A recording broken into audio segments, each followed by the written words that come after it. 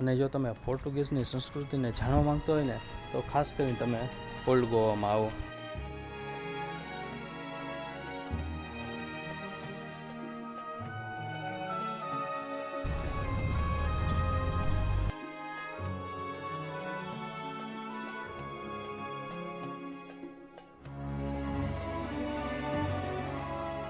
So hello guys, good morning. આજે આપણો જે ડે 3 ઇન ગોવા અને અત્યારે વાગ્યા છે સવારના 9 અને 12 વાગ્યા તો છે. ધીમે ધીમે લાઇટ વરસાદ આવે છે. હવે વાત કરું તો આપણે તો સવારના વહેલા ઉઠી ગયા હતા, પણ કહું નહીં તો લાઇટ વરસાદ ચાલુ હતો એટલે આપણે ક્યાંય ગયા નહીં. અને આ છે આપણનું લુક. આપણે જે અહીંયાથી ગોવામાં જે કપડાં લીધા હતા એ જ કપડાં પહેરીને આજે આપણે જઈએ છીએ બહાર ફરવા માટે. અને કહો ને તો આજે આપણે જાય છીએ ઓલ્ડ ગોવામાં, જૂના ગોવામાં. ત્યાં ઘણી બધી હિસ્ટોરિકલ જેવી વસ્તુ છે, ચર્ચ છે, એ ઘણું બધું આજે જોવાનું છે. અને ઘણા બધા બીચ પણ આજે એક્સપ્લોર કરવાના છે. સો ગાઈઝ, હું કહું ને તો ફરવા જવા નીકળતો તો ત્યાં ફૂલ વરસાદ આવવા માંડ્યો.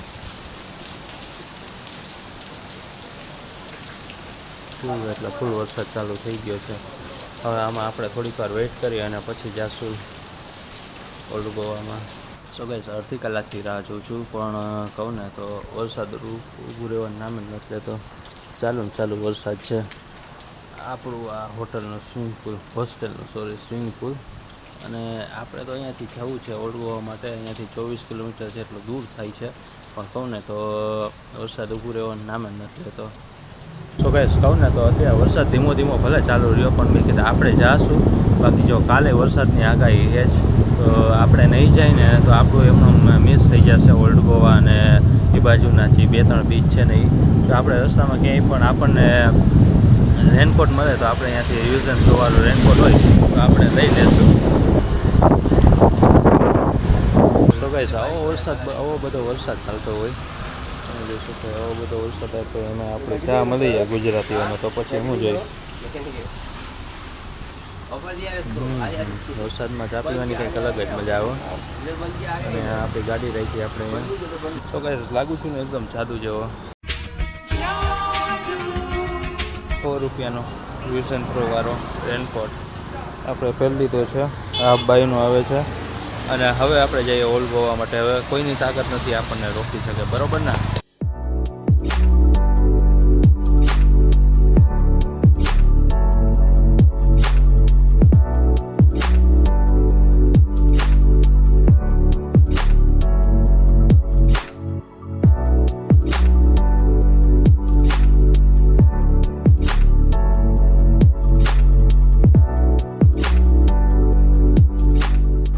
અત્યારે હું કરન્ટલી ફાઇનલી પહોંચી ગયો છું આપણે બેસિલિકા ચર્ચ પાસે.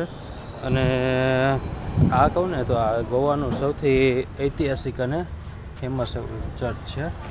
અને અહીંયા બધી એની ઇન્ફોર્મેશન લખી છે અને ટાઈમિંગ પણ આ પ્રમાણે છે. તો ટાઈમિંગ તમે આવો તો આ પ્રમાણે જોઈને આવજો. અને ગાઈસ, આ ચર્ચનું આખું નામની વાત કરું તો બેસિલિકા ઓફ બોમ જેસુસ નામ આખું છે આનું. અને અહીંયાની સુંદરતા કંઈક અલગ જ છે.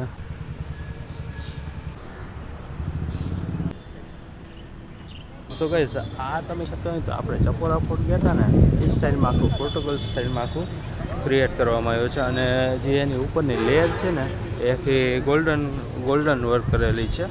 અને અત્યારે વળી પાછો વરસાદ ધીમો પાછો ચાલુ થઈ ગયો છે. અને તમે અહીંયા આવો ને તો એકદમ પરફેક્ટ ફોટો માટે બેસ્ટ પ્લેસ છે આ. અને સામે બીજું ચર્ચ પણ છે, એસટી કાર્ટ્રેલ ચર્ચ. સો ગાઈસ, અહીંયા પણ સેમ ઓની જેમ આપણે ઇન્ફોર્મેશન બધી લખેલી છે. કઈ સાલમાં બન્યું હતું, ક્યાં સુધી છે એ બધું. અને અહીંયા થોડો ઘણો ફોટાશૂટની પણ જગ્યાઓ છે. અને કહું તો છું, કોતરણી કામ છે ને એ આપણે સેમ ચપોરા ફોર્ટ જોવા ગયા હતા ને એની જેમ જ છે સેમ. અને બાકીનું અહીંયા આવ્યું બહુ જોરદાર વ્યૂ છે અહીંયાનો. સો ગાઈસ, અહીંયા ચર્ચની અંદર આપણે ફોટોગ્રાફી કે વિડીયોગ્રાફી કરવાની મનાઈ છે. સો આપણે બહારથી તમને બતાવી શકીએ કે ચર્ચ કેવું છે. એ અંદરથી નહીં બતાવી શકી, બાકી એનું આ પકાવણી કામ છે, જોરદાર વર્ક છે. અને હાલો હવે શાંતિથી આપણે અંદર જઈએ. સાઈડ જે છે બીજું ચર્ચ છે. હવે ત્યાંની ખૂબસૂરતી અને ત્યાંના ચર્ચ વિશે હું તમને થોડીક માહિતી આપીશ. અને ગાઈસ વાત કરું ને આ ચર્ચની, તો આ ચર્ચ છે ને એશિયાનું સૌથી મોટામાં મોટું ચર્ચમાંથી એક છે. અને અહીંયા પણ નેચરલ વાઇબ તમને બહુ એટલે બહુ મળી જશે. અને બીજી વાત કરું તો અહીંયાની અંદરની જગ્યા છે ને એ ખૂબ એટલે ખૂબ મોટી છે. ગાઈસ અહીંયા પણ ઘણી બધી ઇન્ફોર્મેશન લખી છે. અને ગાઈસ વાત કરું ને, જે આપણે પાછળ ચર્ચ જોયું બેઝિલિકા, એ જ ટાઈમમાં આ ચર્ચ પણ બનાવ્યું હતું. એસટી કાથરેલ ચર્ચ બનાવવામાં આવ્યું હતું, આ વાળું ચર્ચ. અને અહીંનો ફેમસ ગોલ્ડ બેલ આખા ગોવામાં ખૂબ જ ફેમસ અને જાણીતો છે. અને આર્કિટેક્ચરની વાત કરું તો એકદમ રોયલ સ્ટાઇલમાં આખું આ ચર્ચ બનાવવામાં આવ્યું છે. પેલી સાઈડ અમને સ્તંભ પણ દેખાય છે. આપણે આ જોયું તો ત્યાં, આની પહેલાંના બેઝિલિકા ચર્ચમાં જોયું તો ત્યાંનો જેવો સ્તંભ પણ અહીંયા દેખાય છે. અને બીજી કઈ નવી વસ્તુ છે એ તમને થોડીક જ વારમાં એ બાજુ જઈને કહીશ. સો ગાઈસ અહીંયા પણ આપણે ઇન્ફોર્મેશન સેમ લખેલી છે. અહીંયા તોપ છે, આગળ સ્તંભ છે. અને અહીંયાથી છે ને ચર્ચ જવાનો રસ્તો નથી, આપણે અહીંયાથી છે ને મ્યુઝિયમ તરફ જવાનો રસ્તો છે. પણ અહીંયા તમે મ્યુઝિયમમાં જાઓ ને એટલે છે ને ફોટોગ્રાફી વિડીયોગ્રાફી કરવાની કાંઈ અલાઉડ નથી, તો આપણે અહીંયા જવાનો કાંઈ મિનિંગ નથી. સો ગાઈસ અહીંયાથી અંદર જવાનો રસ્તો છે. અહીંયા ટાઈમિંગની લખેલું છે, ટુ એક્ઝિબિશન કિલોગ્રામ ટુ ફેલ્થ. અહીંયાથી ચર્ચ તરફ જવાનો રસ્તો છે. અને જોઈએ અહીંયા ફોટોગ્રાફી વિડીયોગ્રાફી કરવાનું મનાય છે કે ચાલુ છે. અહીંયા કંઈ માર્યું બોર્ડ કે એવું કંઈ તો નહોતું માર્યું. આપણે અંદર જઈને જોશું, જો કરવા દેશે તો આપણે કરશું, બાકી ચાલશે. અને કહું તો જો અહીંયા ચર્ચની અંદર પણ એટલું નેચરલ વસ્તુ છે ને કે મજા જ આવ્યા રાખે તમને. અહીંયાની હવા રહીને એકદમ શુદ્ધ મળ્યા રાખે. અને અહીંયા પણ એટલી જ શાંતિ છે જેટલી બેઝિલિકા ચર્ચમાં હતી ને એટલી જ. સો ગાઈસ આપણે તો અહીંયાનું જે ચર્ચ છે એ પણ જોઈ લીધું. અને વાત કરું તો અહીંયાના ફોટા તો મારી પાસે અંદર ફોટાને વિડીયો પાડવાની મનાઈ હતી. સો હવે અહીંયાથી નિયર બાય જે પ્લેસ હશે ત્યાં જઈશું. આપણે આજુબાજુમાં બે ચર્ચ હતા એ જોઈ લીધા. હવે નિયર બાય જે પ્લેસ હશે ત્યાં જઈને આપણે એ એક્સપ્લોર કરશું. અને ગાઈસ ઓલ્ડ ગોવાનું જે સ્ટ્રક્ચર છે ને એ જૂનવાણી અને જોરદાર છે. ટૂંકમાં જોવાની મજા આવ્યા રાખે ને કાંઈ ઘટે નહીં એવું હોય. સો ગાઈસ અત્યારે આપણે આપણી ત્રીજી જગ્યાએ અત્યારે પહોંચી ગયા છીએ, એસટી ઓગસ્ટિન ટાવર. જે આ મોટો ટાવર દેખાય છે અને અંદર જવાનો રસ્તો અહીંયાથી છે. અને આ બાજુ પણ એક ચર્ચ છે. ટૂંકમાં તમે ઓલ્ડ ગોવામાં આવો ને એટલે નકરા તમને ચર્ચ જ જોવા મળશે. સો ગાઈસ અહીંયા ઘણી બધી ડિસ્ક્રિપ્શન આપેલી છે. તમે નો પાર્કિંગ ને નો વેડિંગ ફોટોગ્રાફી વિડીયોગ્રાફી ને એ બધું છે. આ સાઈડ છે નાનકડું એવું હાઉસ અને આ સાઈડ છે ટાવર. અને આપણે ટાવર સાઈડ જઈને ત્યાં જઈને જોશું કે એનું શું હિસ્ટ્રી છે, એમાં કઈ રીતના છે, ક્યારે બન્યું હતું ને એ બધું.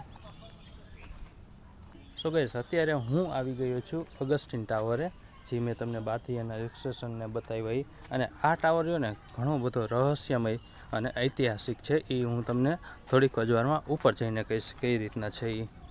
સેમ બધી જગ્યાએ ગોવામાં મોસ્ટ ઓફ આ જ પથ્થર નાખેલા છે, પોર્ટુગલ ટાઈપ્સ. તો તમને ઓગસ્ટિન ટાવરની વાત કરું તો એક સમયે ખૂબ જ પ્રખ્યાત હતો અને અત્યારે એના ખાલી તૂટેલા ભાંગેલા પથ્થરો જ હોતા છે. સો ગાઈસ આ ટાવર છે ને 1602માં બનાવ્યો હતો, જેને છે ને પોર્ટુગીઝ દ્વારા બનાવવામાં આવ્યો હતો. અને અહીંયા એના અત્યારે ખાલી અવશેષો જ હોતા છે. સો ગાઈસ આ જે ટાવર છે ને એ પહેલાં ચર્ચ હતું. અને આ ટાવરનું નિર્માણ છે ને 1602માં આપણા પોર્ટુગીઝ દ્વારા કરવામાં આવ્યું હતું. અને એ પહેલાં એક ખૂબ જ સમૃદ્ધ એવું ચર્ચ હતું. આ આપણે ગોવામાં જૂના ગોવામાં ઘણું નામચીન હતું આ ચર્ચ.